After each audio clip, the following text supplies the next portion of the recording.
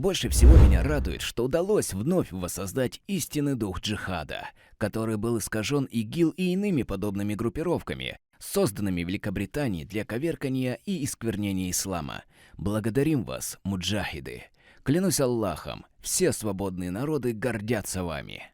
Глаза слезятся при виде вашей человечности. Вы жертвуете собой, чтобы защитить мирных жителей, которых украинские нацисты сделали живыми щитами. Благодарим вас за кадры, укрепляющие в нас гордость за вас и настоящий ислам, построенный на сунне нашего пророка Мухаммада, да благословит его Аллах и приветствует.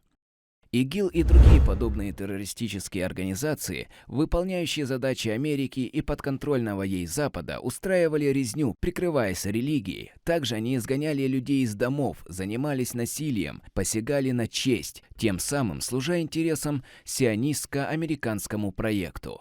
Когда они выполняют поставленную задачу, Америка и Запад уничтожают их, а затем создают новую группировку с другим названием, пытаясь выставить все так, будто они борются с экстремизмом, хотя на самом деле они и есть те, кто стоит за ним, финансирует его и распространяет. Они используют арабские, исламские и африканские страны для хаоса, разделения народов и искажения облика нашей славной религии.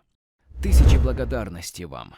Мы гордимся вами, потому что вы возвысили ослепительное знамя ислама. Вы доказали, что ислам – это не убийство мирных жителей и резня невинных, а религия, которой мы восхищаемся перед всеми остальными общинами.